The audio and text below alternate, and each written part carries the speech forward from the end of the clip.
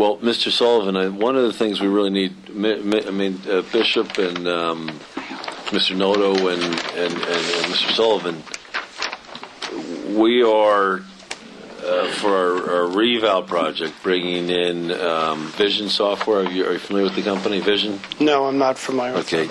Okay. Well, they're very active in Connecticut and Massachusetts, and they've just launched in New York. So we're, if you will, at the cutting edge of this new software.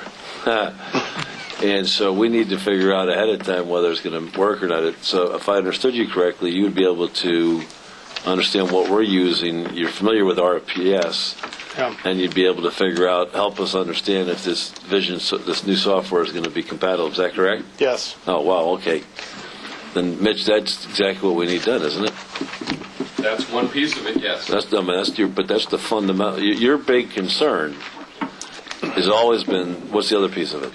My big concern is always making the softwares work together. Right. The second piece of it is direct support when we have a problem. One of the problems.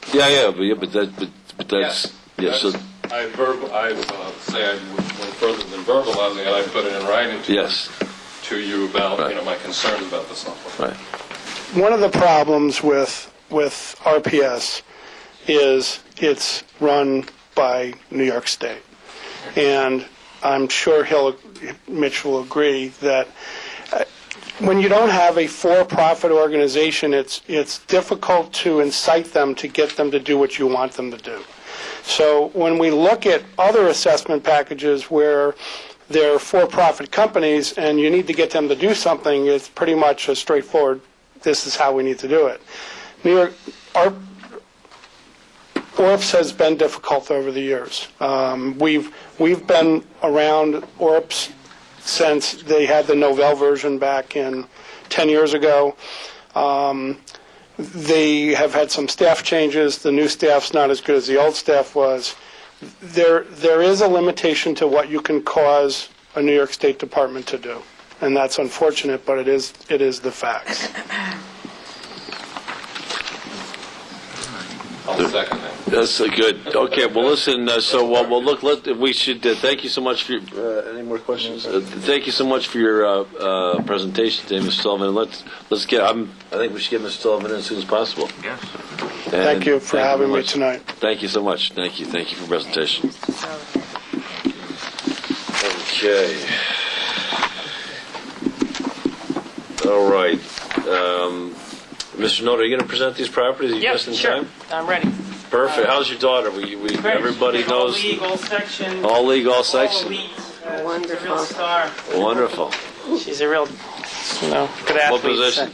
She plays defense and she was, I don't know if you know, the Mamaroneck field hockey team went all the way to the New York State Championships. Did they really? Wow. Yes, they lost 1-0 to Green in the state championship. So they're number 2 in New York State, and I'm very proud to. My daughter was named all tournament in the state tournament. Only 2 players to get that designation. Wow. So they had a great run. They were really a Cinderella team, and they just had a great run. It was very exciting. That's fantastic. What year is she in? Senior. She's senior at Mamaroneck High School. Great. So Mamaroneck High has always had a great field hockey program, and they're continuing with that fine tradition, I'm happy to say, and she hopes to play in college. Does Portchester have a field hockey team? They do. We're in a different division, but I think... Women? There's women, right? In this country, only women play field hockey. In other countries, as you know, Mr. Supervisor, field hockey is a huge men's sport, and it's an Olympic men's sport and women's sport. It's a great sport. It is, and I still, after 5 years of watching her play, I still don't know all the rules. A lot of rules. But, so could you walk us through these? Yes, we had a conversation at the last meeting. These are properties for which the town actually took title on October 16th. These were part of the original 79 in rems. These were people who were served and from whom we did not hear. They didn't hire lawyers. They did not answer. And in fact, were pretty much off the radar until they were paid a visit by, I think, Deputy Supervisor Villanova and Mr. Goodwin. And that was sufficiently alarming to them that they got hand-delivered a letter that, by the way, you don't own this property anymore. And they immediately contacted myself or Bishop or whatever, and acknowledging, by the way, that they were aware of the action pending, did nothing about it. So they asked permission to basically buy back the property. At the last meeting, the board reached a consensus that upon a payment of 1% of the assessed value, plus all penalties and interest, plus $500 for additional fees and costs, they would be permitted to redeem. And so these two resolutions are these two properties. They have both paid in full. They paid the 1%. They paid everything that was due and owing the town. They are currently current in their taxes. And so I need, the board would have to adopt these two resolutions to permit the supervisor to execute the deed and the transfer documents. Wonderful. Can everybody, I think, understands? Can I get a motion to approve? Just a couple of questions. You want to take them one at a time, too, but yeah, of course. Yeah, did you get a sense or any indication that they would continue to pay the taxes on time going forward? Oh, I did. In fact, on one of them, there had been a change in ownership due to a death in the family, and that the person who owned it had passed away.